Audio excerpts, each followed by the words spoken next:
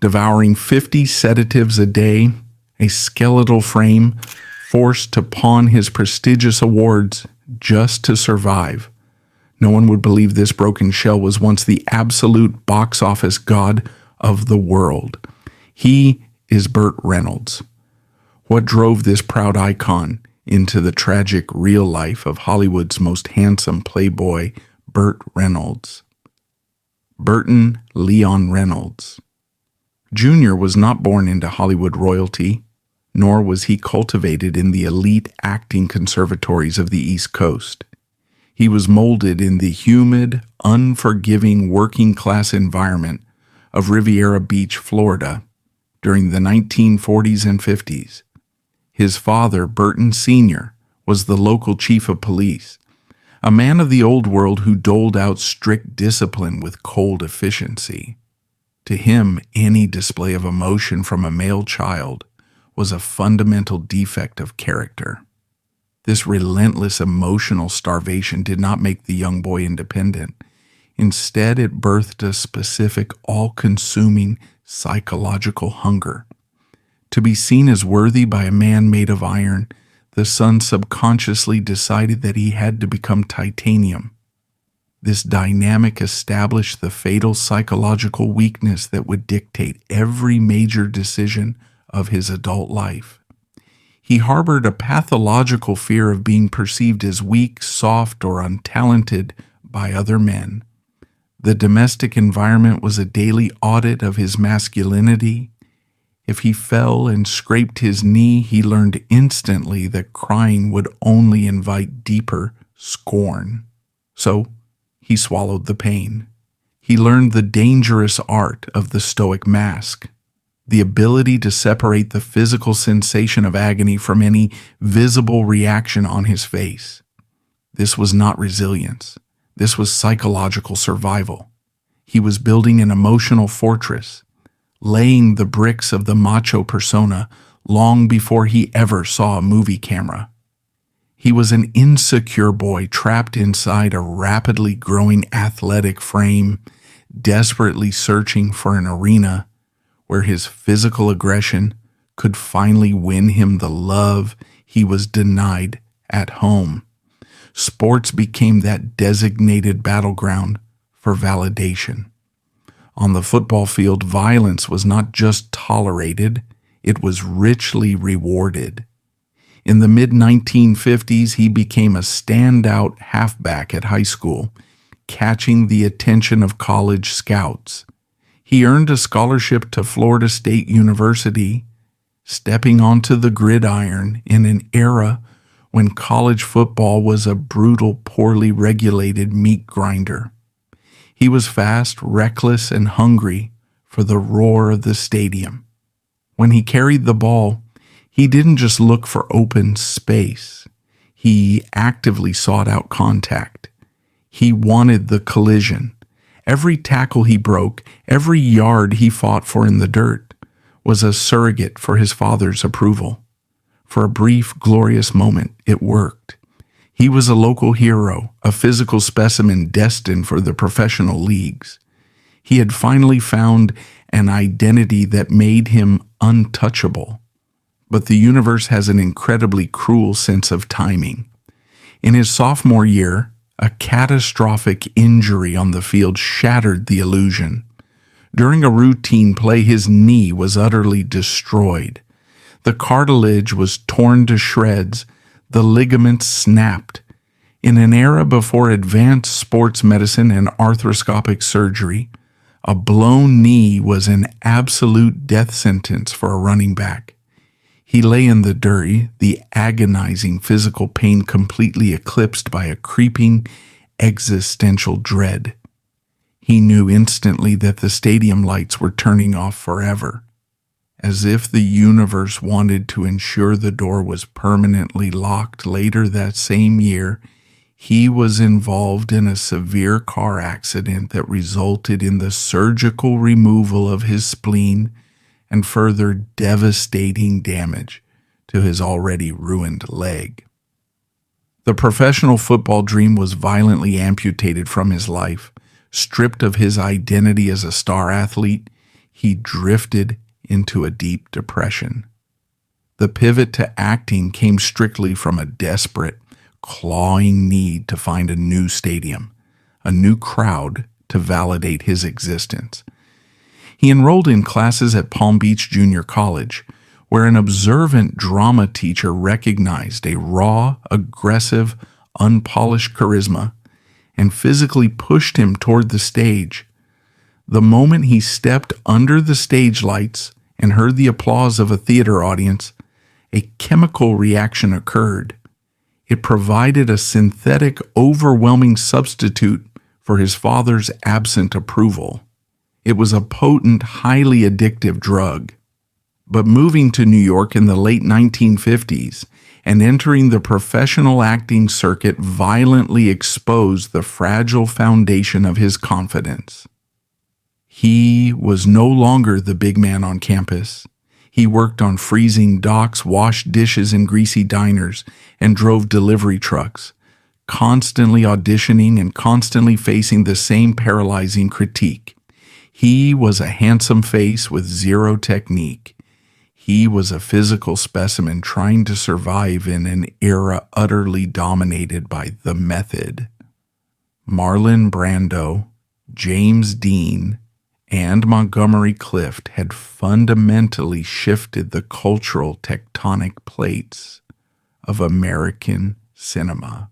Hollywood suddenly wanted brooding, mumbling, intensely psychological, and deeply flawed leading men. Reynolds looked the part perfectly. He had the dark hair, the intense brooding stare, the leather jacket aesthetic. But internally, he felt like an absolute fraud. Whenever he stepped into an audition room, the internal monologue of the rejected broken football player roared in his ears. He lived in constant waking terror that the directors, the producers, and the audience would see right through the leather jacket and realize he was just a terrified, insecure kid from Florida pretending to be a tough guy. Since he knew he could not out-act the classically trained Brando clones in the audition rooms, he made a ruthless, highly calculated decision. He would out-survive them on the sets. As he began landing minor disposable roles in television westerns like Riverboat and the legendary Gunsmoke, throughout the early 1960s, he developed a radical survival strategy. He point-blank refused to use stunt doubles. If a cheap television script called for a man to be thrown through a breakaway glass window into a dusty street, he took the fall himself. If a scene required a bare-knuckle bar brawl, he absorbed the real punches, letting the stuntmen actually make contact to ensure the shot looked authentic. He jumped off galloping horses, threw himself down flights of wooden stairs, and routinely battered his already compromised joints on the unforgiving backlots of Southern California. He was meticulously building a fortress of muscle, sweat, and scars. The television directors of the 1960s loved him, not because he offered emotional range or subtle character work, but because he was a logistical dream. He saved them time, he saved them money on stunt choreography, and he never ever complained about the pain. He treated himself like a piece of heavy machinery. The physical manifestations of his psychological state were written plainly in the dark bruises he hid under his tailored shirts, the ice packs he strapped to his back between takes, and the slight, persistent limp he meticulously disguised whenever he walked into a producer's office. The gap between his public bravado and his private terror was immense. He was terrified of being found out as a bad actor, so he made sure his outside was made of pure grit and leather. During his stint on Gunsmoke playing Quint Asper, a half-Comanche blacksmith, the bitter irony of his life was palpable. He was playing a marginalized outsider on screen, while desperately trying to force his way into the dead center of mainstream American macho off-screen. The grueling, relentless reality of 1960s television production meant brutally long hours, cheap, dangerous sets, and a high turnover of disposable actors. If you complained about a twisted ankle or a bruised rib, there were 100 other handsome, hungry men standing outside the studio gates, ready to take your spot. He learned early on that pain was a weakness, meant to be swallowed, never broadcasted. Up to this point, everything is still relatively manageable. He is surviving the brutal television landscape, paying his dues, and slowly building a reliable name as a rugged leading man who can take a hit.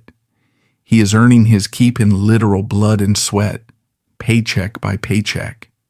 But the television screen is far too small for his ego and his ambition, fueled by that unquenchable decades-old need for absolute validation, is gargantuan. He does not just want to be a working actor, he wants to be worshipped globally. As the decade closes, a new chaotic era of American cinema is dawning.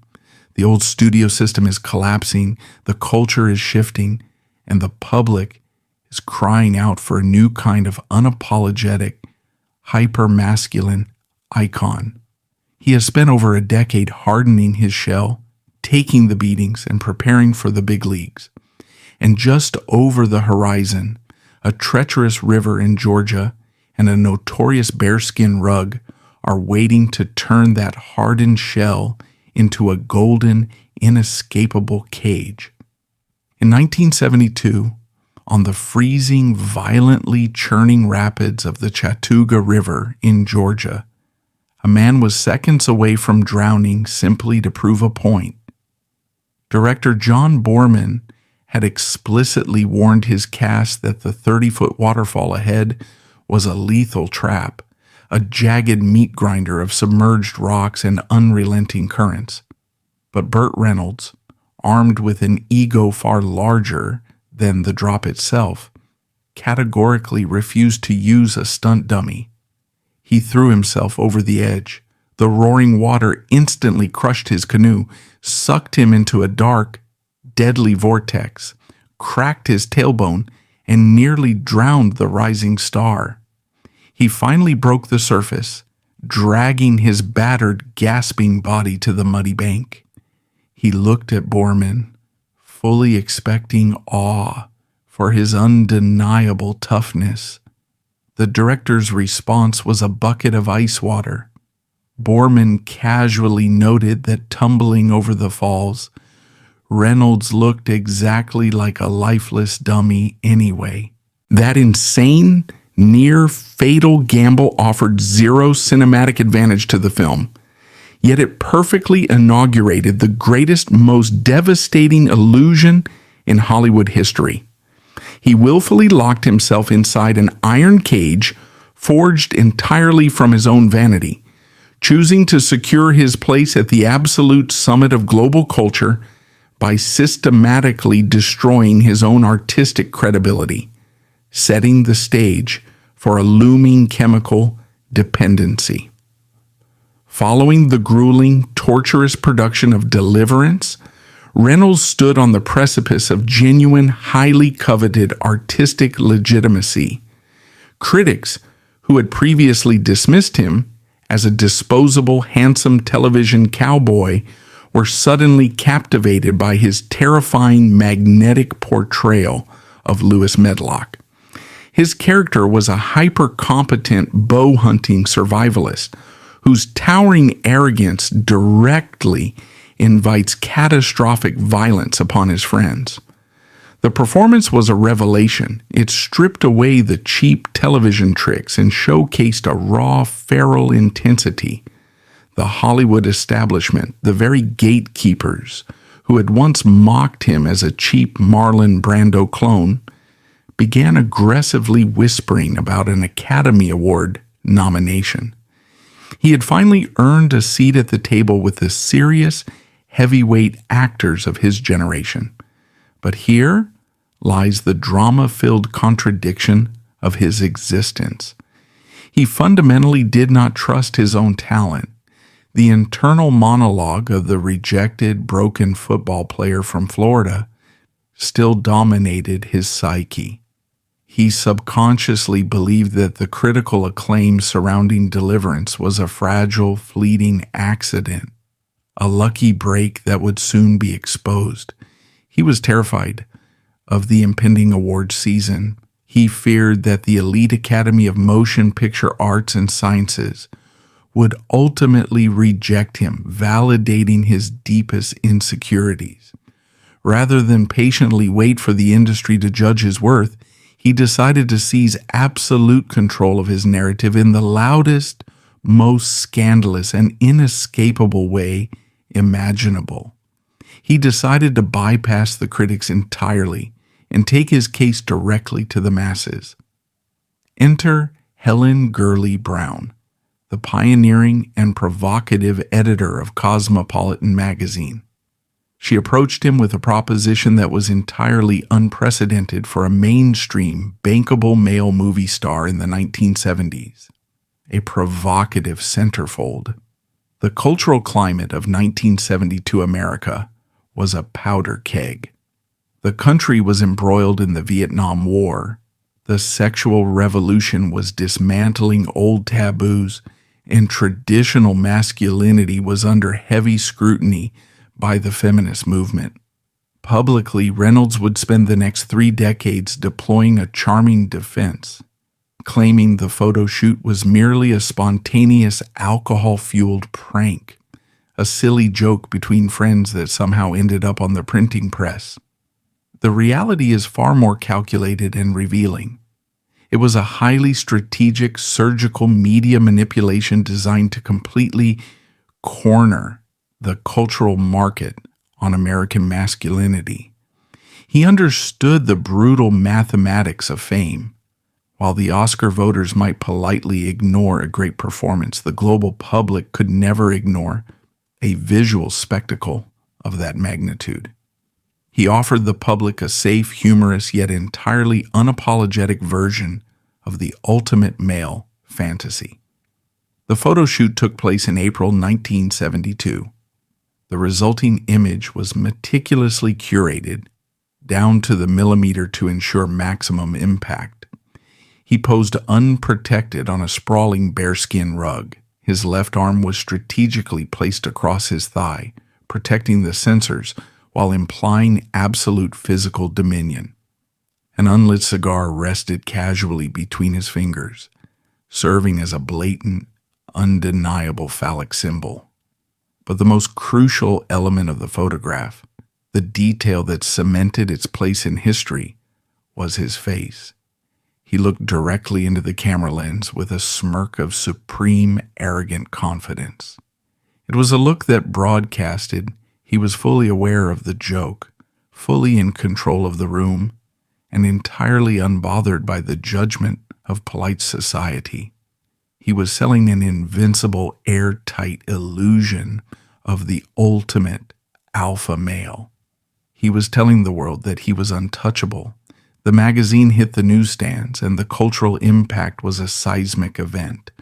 All 1.5 million copies sold out almost immediately. Women bought it for the undeniable sex appeal. Men bought it because they secretly wanted to study the exact blueprint of the guy who had just conquered the world. Overnight, Burt Reynolds transitioned from a respected, rising, serious actor to the most famous, heavily scrutinized man on the face of the planet. He could not walk down a street, enter a restaurant, or board a plane without causing a mob scene. But the immediate devastating casualty of this nuclear public relations explosion was his artistic credibility. The Hollywood elite, the very people who were preparing to hand him an Oscar nomination, recoiled in absolute horror. In an era dominated by the serious, gritty cinema of The Godfather and Cabaret, they viewed the centerfold as a cheap, vulgar stunt, a grotesque display of vanity that defiled the sanctity of the acting profession. The Academy effectively blacklisted him from the awards conversation. He received no nomination for Deliverance. He had successfully traded artistic immortality for instantaneous monumental celebrity. He chose the gleaming, lucrative crown of a box office king over the quiet, enduring trophy of an artist. It was a Faustian bargain, and the ink was dry. As his fame reached the stratosphere, Reynolds became ruthlessly obsessed with maintaining the physical parameters of this new godlike status. He had created a monster, and now he had to feed it daily. These visual symbols became his personal prison. The thick, sweeping mustache became a permanent fixture on his face. It was not merely facial hair, it was a psychological barricade. It hid his upper lip, effectively masking any subtle betraying expressions of doubt, anxiety, or fear. It created the permanent, unreadable visage of the bandit. He rarely allowed himself to be photographed without it, but behind that mustache, behind the bearskin rug, and behind that arrogant smile lay a deeply human, closely guarded terror that he was desperate to hide from the world until his dying breath. He was losing his hair. The man worshipped by the entire globe as the absolute zenith of rugged virility lived in absolute dread of a strong gust of wind. To protect the illusion, he began investing small fortunes in custom-made, intricately designed hairpieces. The toupees became his most intensely guarded secret and a source of immense private paranoia.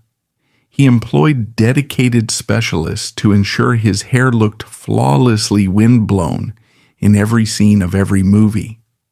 The physical manifestation of his psychological prison was now complete. He could never allow anyone to see him in an unprepared natural state. The masculinity he sold to the world was no longer a natural trait. It was a highly managed, rigorously maintained industrial product.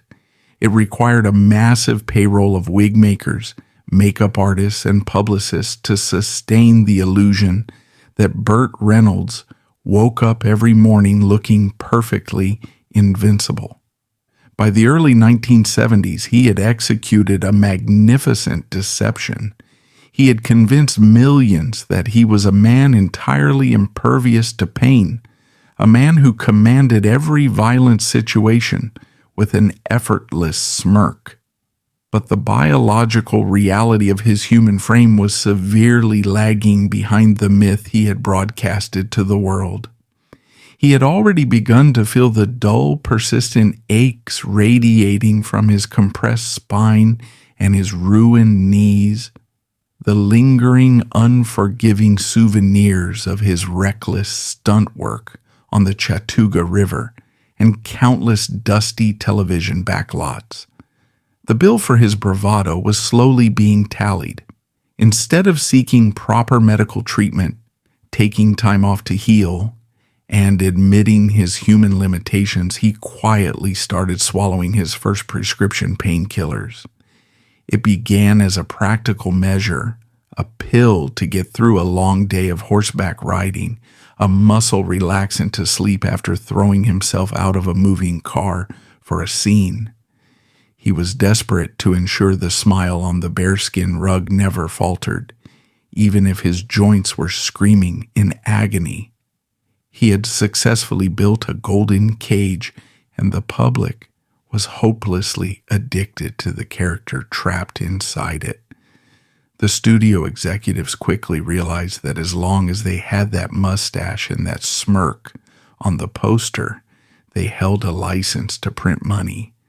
They did not need him to act anymore. They just needed him to endure the physical punishment and keep smiling. And this is where things really get dirty.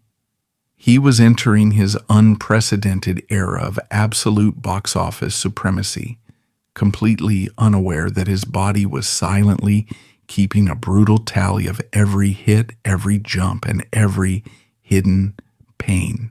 He was substituting genuine medical care with chemistry, setting a precedent of self-destruction that would soon spiral entirely out of his control.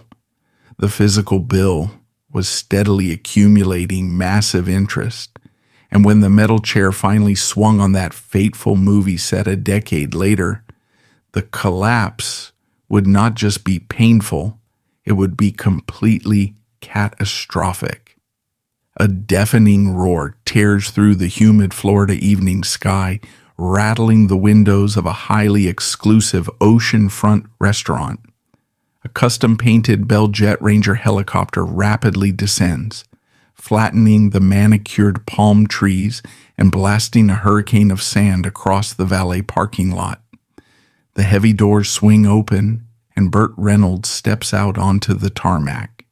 He is immaculate, his trademark mustache perfectly groomed, a dazzling grin plastered across his face, and a world-famous actress draped over his arm. He has not flown across the state for an emergency, nor has he arrived from a remote movie set. He has flown exactly 2 miles from the lawn of his own sprawling mansion, simply because he did not want to sit in 10 minutes of weekend coastal traffic. This is not the behavior of a working Hollywood actor. This is the absolute unadulterated flex of a sovereign monarch operating entirely outside the boundaries of normal human constraints. As the biggest, wealthiest movie star on the planet, he weaponized his unprecedented power to build a golden, airtight echo chamber. He sealed himself away from dissenting voices, artistic challenges, or stark medical realities, managing to fundamentally rot from the inside out while the whole world was watching. By 1973, the transformation was complete. The insecure kid from Riviera Beach had been entirely consumed by the entity known as Burt Reynolds. He entered a phase of commercial dominance that defied standard Hollywood mathematics. For an astounding 5 consecutive years, he was the #1 box office draw in the world. He was a demographic anomaly, universally beloved by blue-collar workers in the American South, cosmopolitan executives in New York, and international audiences across Europe and Asia. He bypassed the traditional critical establishment entirely. He did not need the New York Times to praise his emotional depth. He only needed theater owners to report that the lines were wrapping around the block. He had cracked the ultimate commercial code, realizing that the public did not want him to act. They wanted him to host a 2-hour high-speed party on celluloid. He exercised his newfound absolute power by systematically dismantling the traditional hierarchy of movie production. In the golden age of Hollywood, the director was the undisputed captain of the ship. Reynolds eradicated that authority. If a director asked him to perform a scene that required vulnerability, sadness, or defeat, Reynolds simply refused to exit his trailer. He demanded constant rewrites to ensure his character remained eternally triumphant, endlessly charming, and physically dominant. He hijacked the creative process, turning multi-million-dollar film sets into his personal playgrounds. This absolute manipulation of power culminated in 1977 with the production of Smokey and the Bandit. The studio, Universal Pictures, initially viewed the project as a low-budget, disposable B-movie destined for rural drive-in theaters. Reynolds read the threadbare script and agreed to do it under one specific non-negotiable condition. The studio had to hire Hal Needham to direct. This was a staggering demand. Hal Needham was not a visionary auteur. He was Reynolds' longtime stunt double and close personal friend. By placing his own physical proxy in the director's chair, Reynolds effectively eliminated the last remaining check and balance on his ego. He ensured that no one on set would ever challenge his choices, ask for a second take, or push him outside his aggressively guarded comfort zone. He had literally put his own reflection in charge of the movie. The production of Smokey and the Bandit was less a disciplined film shoot and more an incredibly expensive, chaotic frat party. Reynolds barely memorized the dialogue. He treated the script as a mild suggestion, preferring to improvise his lines, riffing endlessly with his co-stars while the cameras rolled. He leaned entirely on pure weaponized charisma, and it worked to a terrifying degree. The film grossed over $126 million, trailing only Star Wars at the domestic box office that year. His character, the Bandit, driving a sleek black Pontiac Trans Am, became a defining cultural icon of the decade. The car itself became an extension of his physical body, loud, fast, entirely unapologetic, and highly lucrative. His wealth multiplied at a staggering velocity, and his spending habits evolved into a frantic, manic attempt to fill the psychological void left by his lingering imposter syndrome. He could not buy an Oscar, so he bought a kingdom. He purchased massive, sprawling estates in Georgia, Arkansas, and the Carolinas. He bought private jets and a fleet of customized sports cars that he rarely drove. In Jupiter, Florida, he built the Burt Reynolds Dinner Theater, pouring millions of dollars into a massive vanity project. He framed it as a contribution to the arts, but in reality, it was a meticulously controlled environment where he could direct his friends, command absolute loyalty, and bask in the adoration of hand-picked local audiences without the scrutiny of the Los Angeles media machine. He employed a massive entourage of stuntmen, high school buddies, and yes-men who lived on his estates, ate his food, and constantly validated his genius. He was terrified of being alone, so he bought an army to keep him company.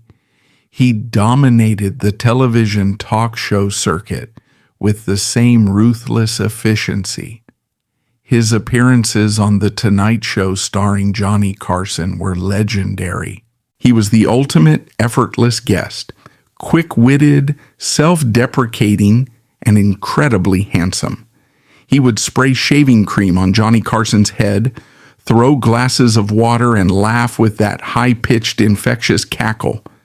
The audience roared, utterly enchanted. But the laughter was heavily manufactured armor. It was a highly rehearsed performance designed to keep everyone at a safe distance. If he was always joking, nobody could ever ask him a serious question. If he was always laughing, nobody could see the exhaustion pooling in his eyes. Here is the vivid, dramatic contradiction of his unrivaled reign. The gap between the invincible bandit the public worshipped and the biological reality of the man himself was widening into a terrifying chasm. The human skeletal system is simply not engineered to absorb the kinetic impact of jumping from speeding cars, crashing through prop walls, and engaging in repetitive, violent physical choreography without consequence. He was in his 40s, but he was demanding his body perform like a 20-year-old gladiator. While the global public saw a lithe, athletic panther leaping effortlessly across the hoods of muscle cars, the private reality was profoundly grim.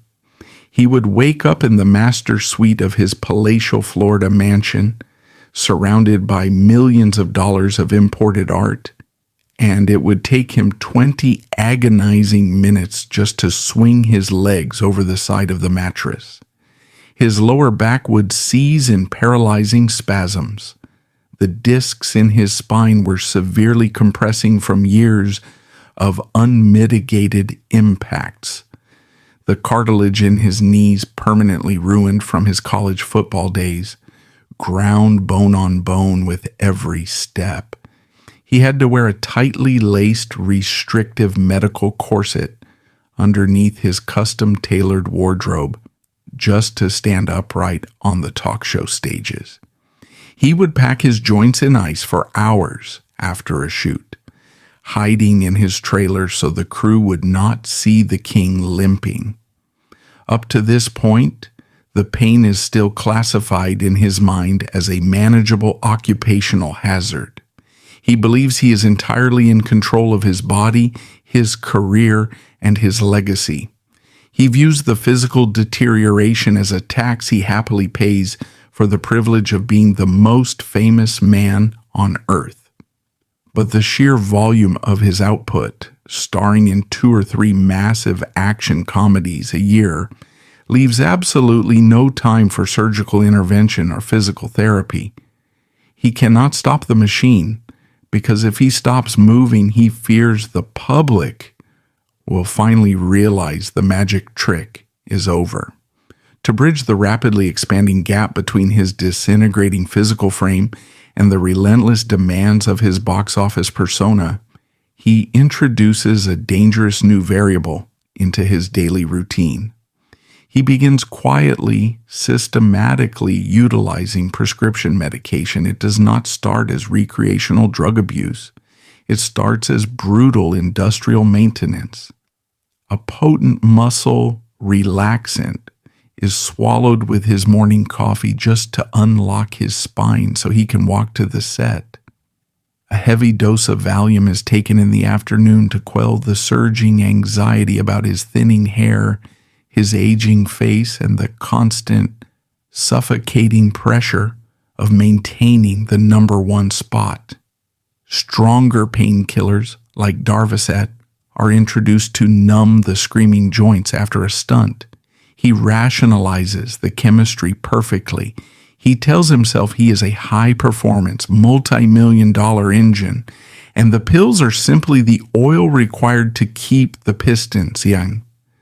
He is not getting high, he is getting to work. He views the medication as a secret weapon that allows him to outwork, outsmile, and outlast his competitors.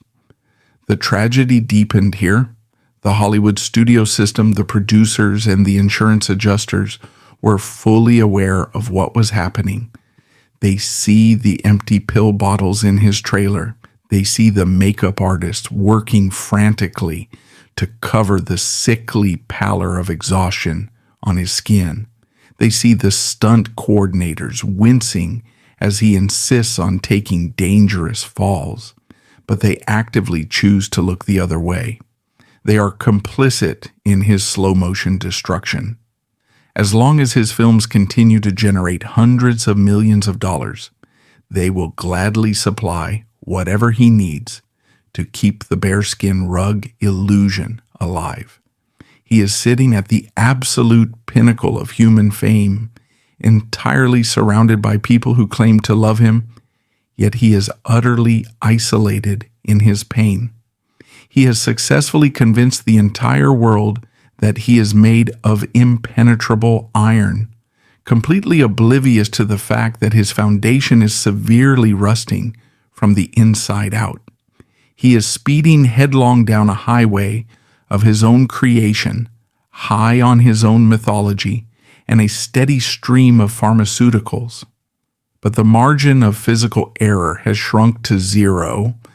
The armor is heavily fractured, the nervous system is saturated, and he is just one minor miscalculation, one heavy impact away from a total catastrophic systemic failure. The year is 1984. The heavily guarded set of the Hollywood action comedy city Heat. A meticulously choreographed barroom brawl is about to be filmed. The script dictates that a stuntman will smash a chair across the left side of Burt Reynolds' face. It is a completely routine piece of cinematic violence, a sequence he has performed flawlessly 100 times before in 100 different saloons. The props department is supposed to supply a chair made of balsa wood, a feather-light, brittle material designed to disintegrate dramatically upon impact without causing a single bruise. The director calls action. The stuntman swings the chair. But someone in the prop department has made a catastrophic, unforgivable mistake. They have not picked up the balsa wood breakaway. They have picked up a solid, forged metal chair. It connects directly with Reynolds' jawbone with the sickening, concussive crack of a baseball bat hitting a concrete wall. The king of Hollywood drops to the floor, his skull ringing, blood filling his mouth, entirely unaware that the golden era of his life has just ended in a fraction of a second. His pathological need to protect an imaginary hyper-masculine facade forced him to make a series of decisions that effectively amounted to a slow, agonizing suicide. By the early 1980s, the cultural tectonic plates were shifting, and the undisputed king was beginning to feel the tremors beneath his throne. The unstoppable momentum of the Smokey and the Bandit era was showing signs of severe metal fatigue. He was still churning out massive, lucrative hits like the Cannonball Run, but the formula was becoming dangerously repetitive. The public was starting to view him less as a dynamic, dangerous leading man, and more as a comfortable, predictable parody of himself. The forced laughter, the high-speed car chases, and the endless rotation of beautiful co-stars were beginning to feel like a tired Las Vegas lounge act. The critics, who had been completely silenced by his sheer box office dominance in the 70s, were beginning to sharpen their knives again. To combat this creeping irrelevance, Reynolds desperately needed a cinematic event, a cultural heavyweight bout that would reassert his absolute supremacy. City Heat was designed to be exactly that. The film was pitched as the ultimate collision of Hollywood titans, pairing Burt Reynolds with Clint Eastwood. This casting dynamic is absolutely crucial to understanding the psychological tragedy that was about to unfold.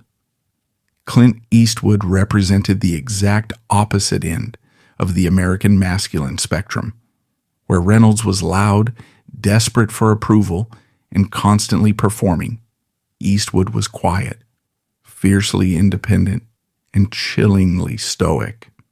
Where Reynolds was largely dismissed by the critical establishment, Eastwood was deeply respected as a serious visionary filmmaker and actor. Deep in the marrow of his bones, Reynolds was intensely intimidated by Eastwood. He viewed the City Heat production not as a collaborative artistic endeavor, but as a high-stakes gladiatorial contest for alpha male dominance. He was utterly terrified of looking soft, unprofessional, or weak in front of the man who played Dirty Harry. When the forged metal chair smashed into his face on that Burbank soundstage, the physical damage was instantaneous and catastrophic. The impact completely shattered his temporomandibular joint, universally known as the TMJ. This is the highly complex, delicate hinge that connects the jawbone to the skull. It was not merely dislocated, it was pulverized. The cartilage was torn, the bone was fractured, and the surrounding nerves were violently crushed. Here is the midpoint peak of his entire existence, the moment that permanently changes the trajectory of his life and reveals the deeply tragic true nature of his psychology. A rational human being, a man secure in his own skin, would have immediately stopped production. He would have called for an ambulance, sued the studio for gross negligence, and undergone the massive, highly invasive reconstructive surgery required to repair a shattered skull. The production would be delayed, millions of dollars would be held up, and the insurance companies would panic. But that is the protocol for a mortal man. Reynolds, however, was bound by the invincible persona he had spent decades building. He looked up from the floor, tasting his own blood, and his immediate, overwhelming panic was not about his shattered bones. His panic was about Eastwood. He could not bear the thought of Clint Eastwood watching him be loaded onto a stretcher. He could not stomach the idea of the crew whispering that Burt Reynolds couldn't take a hit. So, in an act of breathtaking, borderline psychotic stubbornness, he forced himself to stand up. He smiled his famous, heavily trademarked bandit smile, assured the terrified director that he was perfectly fine, and demanded they reset the cameras to finish the scene. The gap between his internal reality and his external performance had never been wider or more lethal. The physical manifestations of his psychological state were entirely suppressed by sheer, desperate willpower. He finished the day's shoot, retreated to his luxurious, heavily guarded trailer, and only then did the adrenaline fade. When the shock wore off, the pain that hit him was unlike anything he had ever experienced in his heavily battered life. He later documented this sensation in his memoirs. The shattered temporomandibular joint did not just lock his jaw, it created a constant, agonizing spasm that radiated through his skull, forcing him into a severe dependency on painkillers. The TMJ injury triggered a horrific cascading physical collapse. Because the joint was completely destroyed and left untreated, his jaw muscles went into a permanent, agonizing spasm. His mouth effectively locked shut. He could not open his teeth wider than a few millimeters. The man who was famous for his booming, infectious laugh could now barely mumble. More devastatingly, he could not chew solid food. For months, the most famous, heavily scrutinized sex symbol on the planet was reduced to a state of absolute, humiliating, infantile dependency. He survived strictly on a diet of liquids, sucking lukewarm soup and protein shakes through a narrow plastic straw in the dark confines of his mansion. The physical toll was immediate and shocking. His body, previously a robust, muscular 200 pounds, began to aggressively cannibalize itself. He lost nearly 30 kilograms in a matter of weeks, his weight plummeting to a skeletal 61 kilos. The vibrant, healthy, tanned skin that had graced thousands of magazine covers turned a translucent, sickly gray. His cheekbones, once sharp and handsome, now hollowed out into dark, terrifying caverns. He suffered from severe, debilitating vertigo, forcing him to lean heavily on a walking cane just to navigate the hallways of his own home. He was a living ghost, wandering through the sprawling, empty rooms of his Florida estate, surrounded by the gold records, the movie posters, and the endless photographs of his own invincible mythology.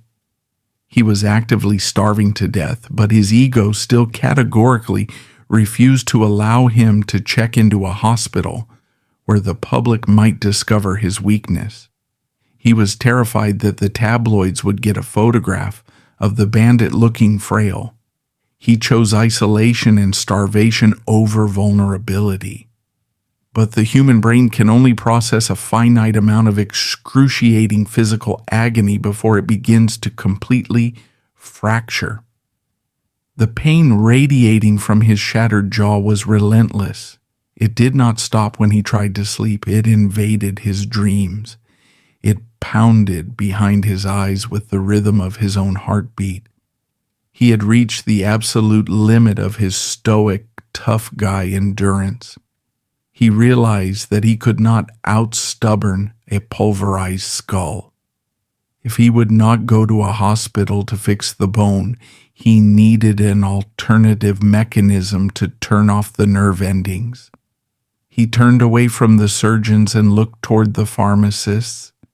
He needed a chemical shield, something powerful enough to silence the army clawing at the back of his eyes.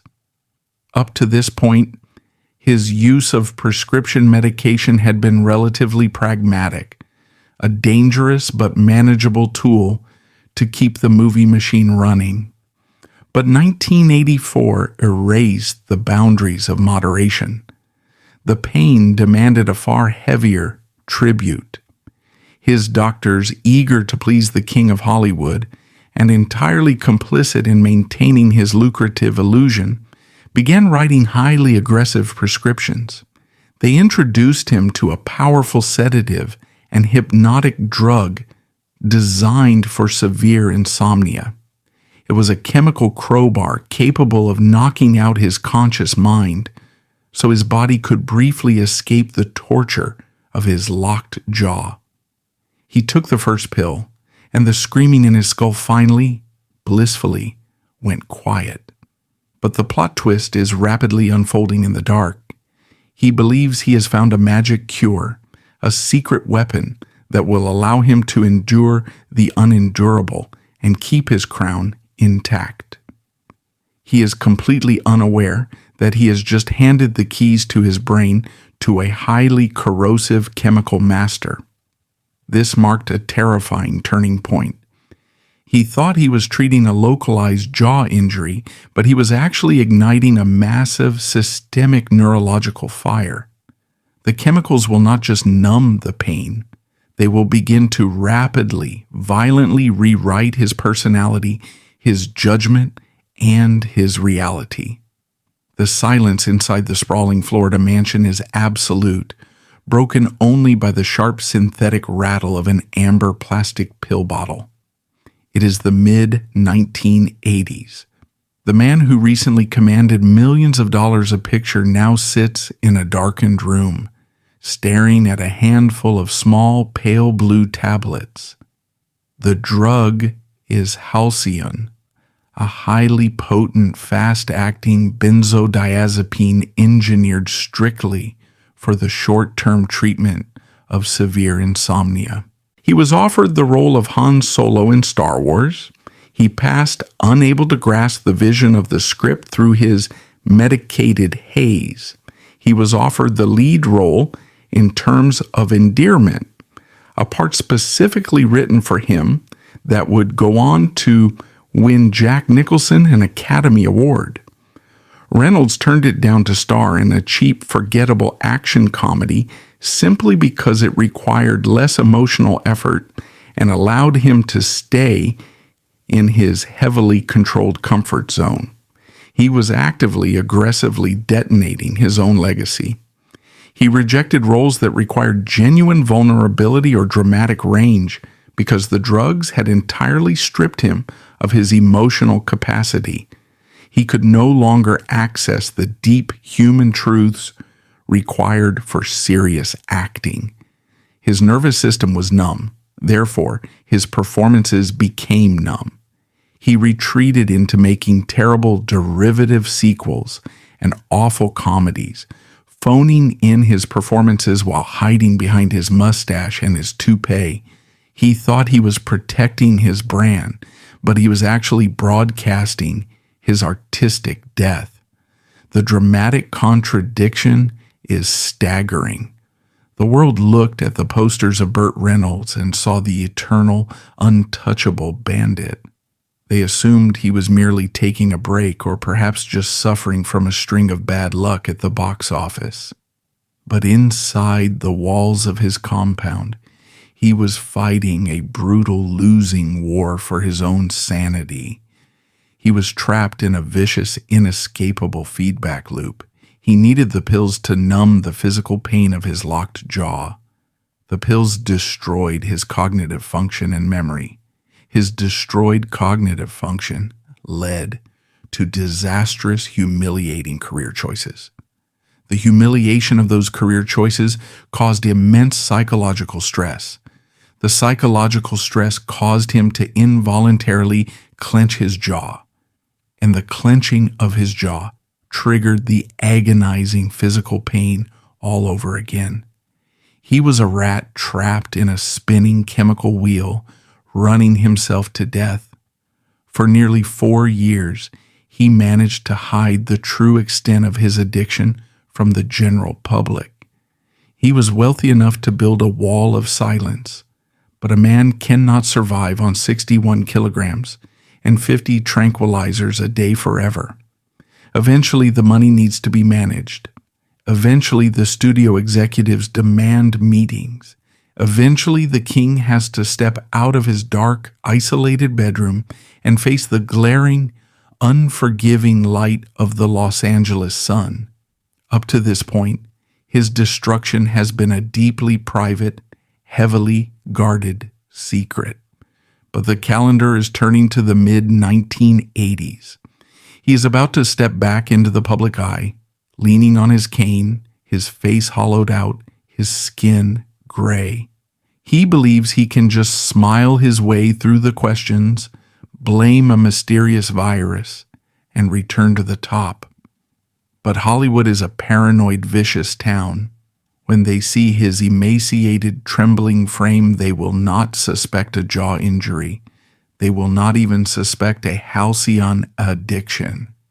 They are going to look at his dying body and immediately associate it with the most terrifying, stigmatized, and lethal epidemic of the decade, and the public relations nightmare that is about to drop on his head will make the physical pain of his shattered skull feel like a minor inconvenience. The flash of a paparazzi camera violently illuminates the Los Angeles pavement in the mid-1980s. The resulting photograph, plastered across grocery store checkout aisles worldwide, is not of a conquering cinematic hero. It is an image of an unrecognizable, emaciated ghost.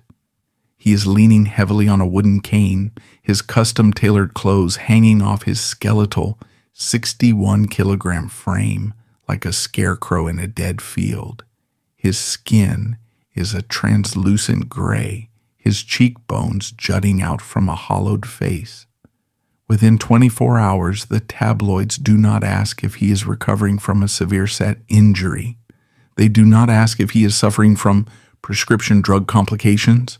They print a headline that in the paranoid, terrified cultural climate of 1985 is an absolute, undeniable death sentence. Burt Reynolds is dying of AIDS. The absolute savagery of this era was born from a tragic intersection. His devastating physical collapse collided directly with the global paranoia of the 1980s. The true horror was not merely that the tabloids printed a vicious lie. It was how the multi-billion-dollar Hollywood machine, the exact same system that actively demanded his physical sacrifice, ignored his chemical addiction, and profited immensely from his broken bones, immediately weaponized that lie to permanently discard him like contaminated waste. The year 1985 was a terrifying inflection point in American history. The HIV/AIDS epidemic was sweeping through the nation, cloaked in profound ignorance, brutal stigma, and widespread panic. When Hollywood icon Rock Hudson succumbed to the disease that same year, the entertainment industry was thrown into a state of absolute paranoid hysteria. Medical guidelines explicitly warn against taking more than a fraction of a milligram per day. At the height of his dependency, some sources report that Reynolds was consuming up to 50 halcyon pills a day. This was a dosage far exceeding medical safety guidelines. Yet it had become his daily routine to cope with the physical and psychological trauma. With vast financial resources, he had easy access to strong prescription medications. The heavy reliance on pharmacology to bypass reality gradually eroded both his health and his acting legacy. The shattered temporomandibular joint from the set of City Heat was the catalyst, but the halcyon became the executioner. The initial prescription was a pragmatic, albeit dangerous solution to an impossible problem. His jaw was locked tight. The pain was a relentless screaming siren in his skull. He needed the sedative to force his violently spasming facial muscles to relax just enough so he could sip liquid nutrients through a straw. But halcyon is a notoriously aggressive chemical agent. It does not simply dull the pain. It actively suppresses the central nervous system. It fundamentally alters the architecture of the brain. The human body is an incredibly adaptive machine. Within weeks, the initial standard dosage of the sedative stopped working. His neuroreceptors built a ferocious tolerance. The pain from the pulverized jawbone would break through the chemical barrier, waking him in the middle of the night in absolute agony. The solution, dictated by a mind entirely consumed by panic, was simple: double the dose. When that stopped working, he tripled it. He began crushing the pills and dissolving them into his liquid diet, chasing them with Valium and other heavy narcotics. He was creating a lethal, highly corrosive chemical cocktail, fundamentally unaware that he was replacing a physical prison with a neurological one. The physical manifestation of this chemical saturation was entirely horrifying. The muscular, tanned, vibrant alpha male who had defined a generation's concept of virility was gone. In his place was a trembling, emaciated specter. Because he could not chew, and because the massive doses of sedatives completely eradicated his appetite, his body cannibalized its own muscle mass. He dropped to a staggering 61 kilograms. His skin took on the waxy, translucent pallor of a cadaver. His eyes, once bright and mischievous, became sunken, vacant, and darted with the frantic energy of a cornered animal. He could barely walk without leaning heavily on a cane, his nervous system so thoroughly suppressed that his basic motor functions began to fail. But the physical decay was only the surface of the tragedy. The true horror of halcyon abuse lies in its psychological side effects. The drug is notorious for causing anterograde amnesia, profound depression, and intense, terrifying bouts of paranoia. Reynolds was no longer living in the real world. He was trapped in a chemically induced twilight zone. He would wake up in his mansion and have absolutely no memory of the previous 48 hours. He began to suffer from aggressive auditory and visual hallucinations. The charisma that had charmed millions was replaced by a dark, volatile rage. This is the midpoint peak of his chemical era, the moment his true terrifying nature under the influence is revealed. He began to turn on the very people who had protected him for decades. He convinced himself that his closest friends, his accountants, and his loyal staff were conspiring against him. He believed they were stealing his money, mocking him behind his back, and plotting his downfall. In fits of medicated delirium, he fired longtime managers and alienated his closest confidants. He systematically dismantled his own support structure, replacing honest advisors with terrified sycophants who were perfectly willing to hand him another pill bottle as long as their paychecks cleared. He was the undisputed dictator of an empty, heavily medicated kingdom. This extreme isolation directly fueled the absolute destruction of his career. Hollywood is an industry that demands sharp instincts, strategic alliances, and clear, rational decision-making. Reynolds, operating in a thick, impenetrable fog of halcyon and Valium, possessed none of these. His ego, previously kept in check by his immense success, now mutated into a bizarre, toxic arrogance, amplified by the chemicals. He convinced himself that he was utterly infallible, that his instincts were superior to every director and producer in town. This chemical arrogance led to a series of the most catastrophic, baffling rejections in the history of cinema. He was offered the role of James Bond, the most lucrative and iconic franchise on the planet. A rational actor would view it as cinematic immortality. Reynolds, high on his own mythology and heavily sedated, casually waved it away, famously declaring, "An American can't play James Bond."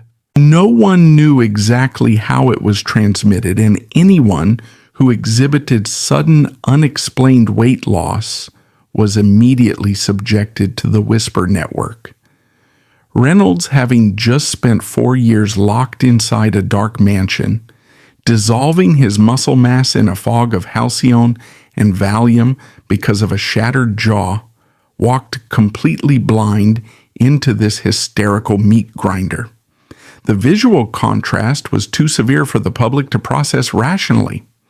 The world still held the mental image of the 1972 Cosmopolitan centerfold, the muscular, hairy, invincible alpha male grinning on the bearskin rug. Looking at the frail, trembling man struggling to walk to his car, the public and the press leaped to the most sensational, devastating conclusion available. The rumor spread with the velocity of a wildfire. It was reported on radio broadcasts, whispered at elite dinner parties, and printed in magazines. His decades of aggressively establishing himself as the ultimate bulletproof symbol of American virility now exacted a terrifying revenge. The tabloids found a perverse, sadistic joy in tearing that specific image down. The rumor was not just that he was sick. The subtext was a cruel mockery of his entire brand. The man who had dated the most beautiful women in the world, the man who defined rugged heterosexuality, was suddenly being painted as a fraud, harboring a stigmatized fatal secret.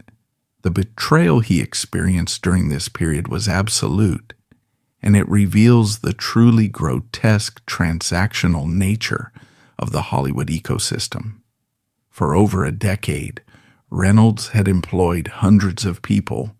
He had made studio executives unimaginably wealthy.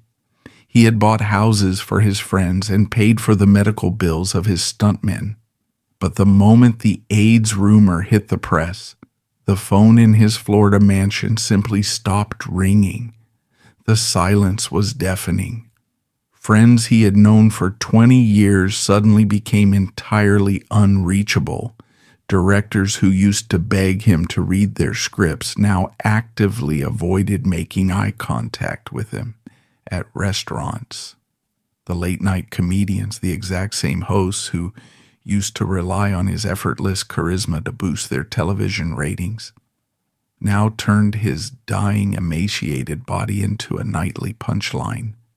He would sit in his dark living room, his jaw locked in agony, his brain swimming in sedatives, watching the men he thought were his peers make vicious jokes about his impending funeral to millions of laughing Americans.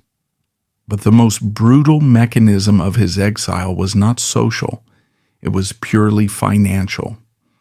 Hollywood is a town run by insurance companies. A studio cannot begin production on a multi-million-dollar film unless the lead actor can pass a rigorous medical examination to secure an insurance bond. If the actor gets sick or dies during filming, the insurance pays out the studio's losses.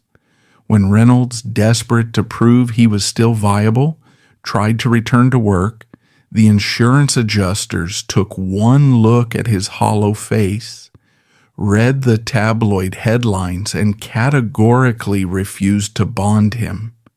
They did not care about the medical records proving he had a shattered temporomandibular joint. They did not care about the halcyon addiction because in Hollywood, addiction was a manageable PR problem. They were terrified of the AIDS rumor, and they refused to underwrite the financial risk. Without an insurance bond, he was legally unemployable. The man, who was the #1 box office draw in the world for 5 consecutive years, could not get hired to do a daytime television commercial. He was effectively quarantined by the industry he had built. This is where his fatal psychological weakness, his absolute inability to tolerate pity, pushed him into a corner. Reynolds could handle being hated. He could handle being called a bad actor or a megalomaniac or a tyrant. But he could not physically stomach being viewed as a tragic, pathetic victim. The pity in the eyes of the few people who still spoke to him was an acid that burned right through his soul. He realized that hiding in his mansion was only validating the rumors. He had to launch a counteroffensive. He had to aggressively prove to the world that he was not dying, that his masculinity was still intact, and that he was still the king. He initiated a desperate, incredibly painful physical rehabilitation. He forced himself to undergo grueling treatments for his TMJ, slowly weaning himself off the massive doses of halcyon, battling terrifying, violent withdrawals in the process. He forced himself to eat solid food, enduring blinding pain with every chew, desperately trying to pack the muscle back onto his skeletal frame. He started making highly publicized forced appearances at industry events, wearing heavily padded suits to hide his lingering frailty, plastering the famous bandit's smirk across his face, even as his nervous system screamed in protest. But a padded suit and a fake smile were not enough to definitively kill the rumor. To completely eradicate the whisper campaign and prove his virility beyond a shadow of a doubt, he needed a monumental, undeniable visual statement. He needed to present the world with a picture-perfect, deeply traditional narrative of heterosexual domestic bliss. He needed a human shield. Enter Lonnie Anderson. She was the quintessential blonde, glamorous television star of the 1980s, famous for her role on WKRP in Cincinnati. She was stunning, popular, and represented the exact kind of high-profile, classically beautiful woman that the old Burt Reynolds would conquer. Their relationship quickly became the most heavily photographed, heavily publicized romance of the decade. To the outside world, it looked like a heartwarming comeback story. The ailing king had been saved by the love of a beautiful woman. They graced the covers of magazines, smiling radiantly, their blonde hair and tanned skin creating the ultimate illusion of Hollywood royalty. But the dramatic contradiction behind closed doors was stark. The relationship was less a profound, soul-bearing, romantic connection and more a highly strategic, mutually beneficial public relations alliance. For Anderson, being with Reynolds elevated her from television fame to global cinematic royalty. For Reynolds, having Anderson on his arm was the ultimate irrefutable proof that he was not dying of a stigmatized virus. She was the ultimate prop in his desperate war to reclaim his narrative. He poured millions of dollars into cultivating this new, flawless image, He bought her massive diamonds, commissioned custom wardrobes, and orchestrated elaborate public dates to ensure the paparazzi captured them looking wealthy, healthy, and fiercely in love. He was attempting to buy his way back into the public's good graces, using his rapidly depleting bank accounts to fund a lavish, incredibly expensive illusion of stability. And this is where the trap is finally set. He believes he has outsmarted the system. He believes that by marrying the most glamorous woman on television in a spectacular, highly publicized wedding, he has finally silenced the rumors, proven his strength, and secured his return to the Hollywood elite. However, the marriage designed to save his public image soon became a massive financial burden. He survived the medical crisis of the 1980s, only to walk into a costly legal battle, one that would severely deplete his remaining wealth. The year is 1993. Inside the sterile, harshly lit offices of a high-powered Los Angeles law firm, a fax machine begins to whir. It is not spitting out a new movie contract or a revised shooting schedule. It is printing a brutal, legally binding press release, aggressively drafted to blindside the world. The most heavily photographed, seemingly perfect Hollywood marriage of the decade is ending, not with a quiet, dignified conversation behind closed doors, but with a sudden, vicious, and entirely public decapitation. The man who spent the last 5 years using his wife as a human shield against devastating tabloid rumors is now throwing her directly to the wolves. He was not just initiating a divorce, he was triggering a financial crisis that would expose his collapsing empire to the public. This was no ordinary divorce. It was the trigger for a catastrophic financial avalanche. Driven by an absolute refusal to surrender control of his narrative, he burned his own house to the ground, itemizing his own ashes for the creditors. The marriage to Lonnie Anderson in 1988 had been executed with the precision of a military campaign. It was a lavish, spectacularly expensive theatrical production designed entirely to convince the American public that Burt Reynolds was healthy, heterosexual, and invincible. To cement the illusion of perfect domestic stability, the couple adopted a son, Quentin. They graced the covers of every major magazine, smiling radiantly in their palatial Florida estate, projecting the ultimate fantasy of Hollywood royalty. But the dramatic contradiction behind this heavily manicured facade was deeply toxic. The marriage was not a union of two souls. It was a collision of two massive, deeply insecure egos, both accustomed to absolute luxury and both fundamentally unwilling to compromise. To maintain the illusion of the billionaire movie star, Reynolds continued to spend money with a frantic, terrifying velocity. The brutal reality was that the era of his cinematic dominance was dead. He was no longer commanding $5 million a picture to drive fast cars. The film roles had dried up, entirely annihilated by the toxic combination of the AIDS rumors, his reputation for being difficult, and his visibly aging frame. Yet he continued to hemorrhage cash as if it were 1977. He maintained a sprawling 160-acre ranch in Jupiter, Florida, complete with a private petting zoo and a stable of Arabian horses. He owned a custom-fitted private jet, a helicopter, and mansions in multiple states.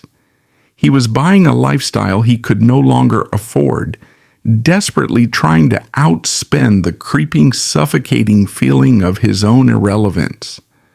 Lonnie Anderson's spending habits allegedly mirrored his own, creating a lethal financial vacuum inside the marriage. Bills for tens of thousands of dollars in custom clothing, jewelry, and interior decorating piled up on the mahogany desks of his accountants. The money was flowing out like water through a broken dam, but the reservoir was rapidly drying up. By the early 1990s, his heavily manicured facade began to crumble completely under the weight of insurmountable debt and a highly publicized, ruinously expensive divorce from Lonnie Anderson. The lawyer's fees alone climbed into the millions, forcing him to mortgage his sprawling estates just to keep the creditors at bay. While the tabloids feasted on the bitter collapse of his marriage and his evaporating wealth, the true tragedy was unfolding inside his own nervous system. The immense psychological stress of his public and financial ruin acted as a violent accelerant for his physical decay. The constant, suffocating anxiety caused him to involuntarily clench his shattered jaw.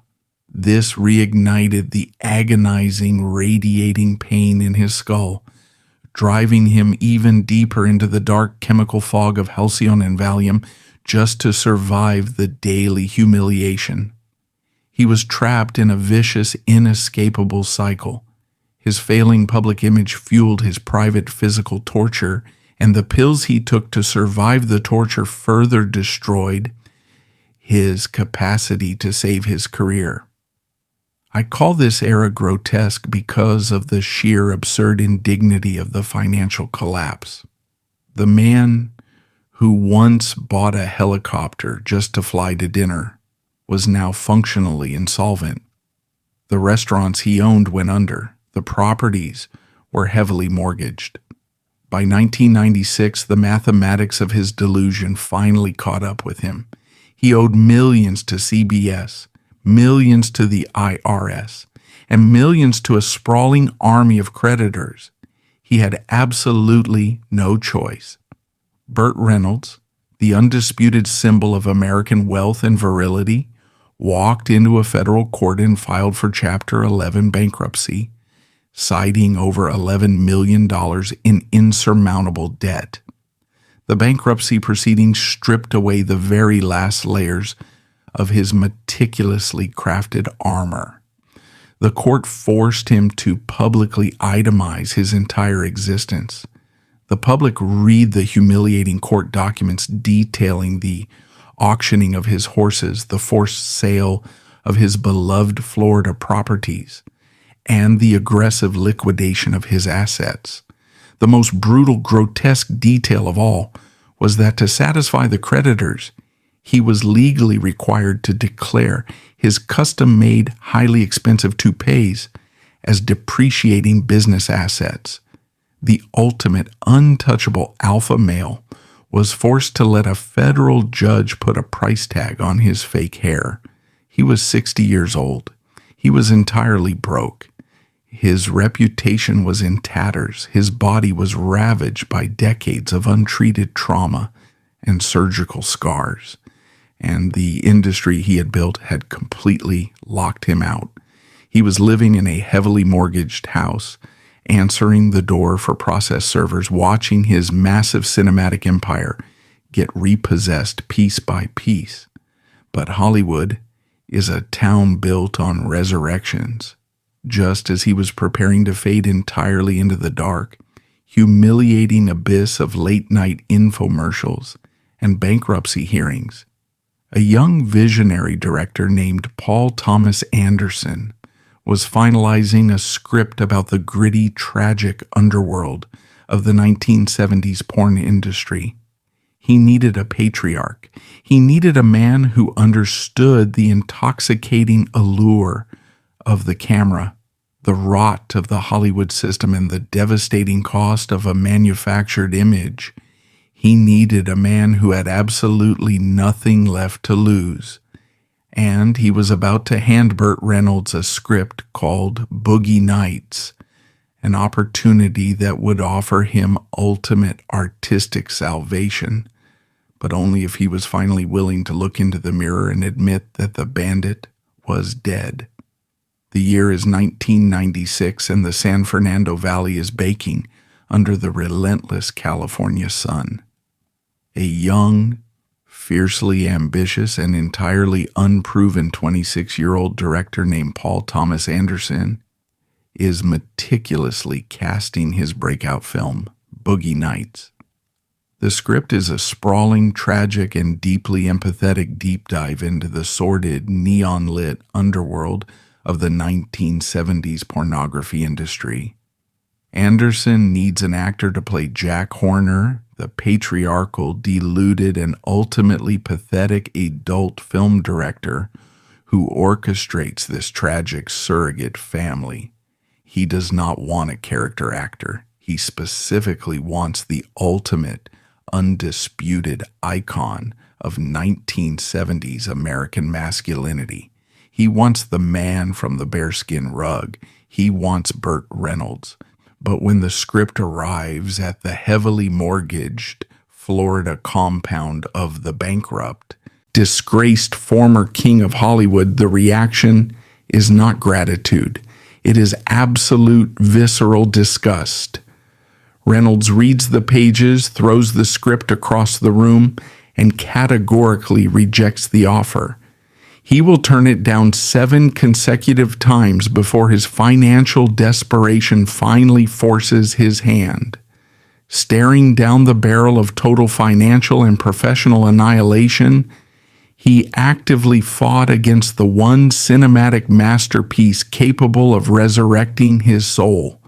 He fought to his dying breath to protect a hollow, hyper-masculine illusion, completely incapable of accepting that his true artistic brilliance lay entirely within his brokenness.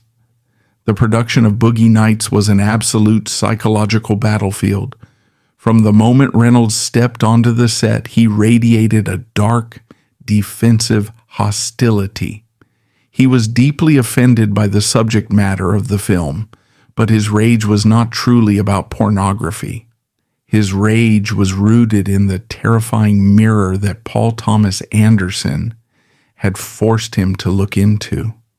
The character of Jack Horner was a man who surrounded himself with beautiful, disposable people, a man who manipulated a surrogate family to feed his own ego, a man clinging desperately to an era that had already left him behind.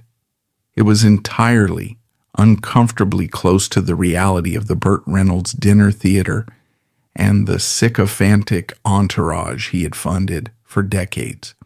To play Jack Horner authentically, Reynolds had to strip away the bandit smirk. He had to show the world the exhaustion in his eyes, the deep spiritual rot of a man who realizes his empire is built on sand. Associating vulnerability with weakness, a trauma hammered into his skull by his police chief father 50 years prior, triggered a massive, violent, defensive reaction. He clashed brutally with the young director. He screamed at Anderson in front of the crew, threatened him physically, and constantly tried to rewrite the dialogue to make his character seem more heroic, more macho. He fundamentally did not understand the movie he was making. He thought he was slumming it in a trashy, low-budget exploitation film to pay his bankruptcy lawyers. He could not see that Anderson was actually building a magnificent, tragic cathedral around him. The dramatic contradiction of this era is perhaps the most painful irony of his entire existence. Despite his bitter resistance, despite his attempts to sabotage the character, his performance in Boogie Nights was an absolute revelation. Caught on camera, stripped of his creative control and forced out of his comfort zone, Reynolds delivered the most nuanced, heartbreaking, and profound acting of his entire life. He perfectly captured the pathetic, lingering delusion of an aging king. The critics who had mocked him for 20 years were suddenly silenced. The industry was stunned. The film premiered, and the momentum for an Academy Award nomination became an unstoppable force. But Reynolds' fatal psychological weakness, his hamartia, could not tolerate this specific brand of salvation. He attended a private early screening of The Rough Cut. As the credits rolled, while the rest of the audience sat in awed silence at the masterpiece they had just witnessed, Reynolds stood up, utterly horrified. He viewed the film as a disgusting, degrading stain on his hyper-masculine legacy. He was so deeply offended by the vulnerability captured on screen that he immediately fired his agent for forcing him to take the role. This was the absolute pinnacle of his delusion. The universe had handed him the ultimate prize, the critical legitimacy he had chased since his days as a rejected Marlon Brando clone in New York, and he spat directly in its face. When the Academy Award nominations were announced, Burt Reynolds was officially nominated for Best Supporting Actor. But rather than humbly accepting the honor and campaigning with grace, he remained openly hostile to the film. He gave interviews expressing his distaste for the project. He refused to play the political game required to win the statue. As a direct result of his bitter, unyielding pride, he lost the Oscar to Robin Williams. He had actively, intentionally snatched defeat from the jaws of absolute victory, simply because winning meant admitting that the bandit was a cartoon and Jack Horner was the terrifying truth. With the Boogie Nights resurrection thoroughly squandered by his own ego, the new millennium ushered in a period of quiet, relentless physical and financial decay. The Chapter 11 bankruptcy had cleared his immediate debts, but it had entirely wiped out his accumulated wealth. He was an aging man with a massive, unmanageable lifestyle overhead, living in a heavily downsized reality. But the most devastating bill coming due was not financial. It was biological. The decades of absorbing physical trauma, the years of suppressing his nervous system with massive doses of halcyon, and the sheer, exhausting stress of maintaining a global facade finally broke his cardiovascular system. In 2010, he was rushed into a Florida hospital for emergency quintuple bypass surgery. The physical manifestation of his life's choices was violently visceral. The surgeons cracked his sternum open like a walnut, bypassing 5 distinct lethal blockages in his heart. When he awoke, his chest was a map of jagged, brutal scars. The man who had defined American physical perfection was now a fragile, heavily scarred invalid who required 24-hour nursing care. He contracted severe bacterial infections. He was hospitalized for severe dehydration. The pain in his shattered jaw and ruined spine never truly left him. It simply became the permanent, suffocating background noise of his existence. And this is where we reach the grotesque, inevitable climax of his trajectory. The year is 2014. Inside a sterile, brightly lit ballroom at the Palms Casino Resort in Las Vegas, Julian's Auctions is hosting a highly publicized event. The catalog is a massive, depressing inventory of a hollowed-out mythology. Burt Reynolds, citing a desire to declutter his life, is auctioning off the physical evidence of his entire career. In 2014, to manage his mounting debts and ongoing medical bills, Reynolds organized a highly publicized auction. He sold off many defining artifacts of his career. The catalog included the iconic red jacket from Smokey and the Bandit, the canoe from Deliverance, and even his Golden Globe Award for Evening Shade. It was a quiet, necessary liquidation of a once massive cinematic legacy. Having traded his artistic integrity for fame decades earlier, Reynolds lived out his final years in a quiet, heavily medicated haze. He made occasional heartbreaking appearances at comic book conventions, his trembling hands signing glossies of that infamous bearskin rug photograph for $20 apiece.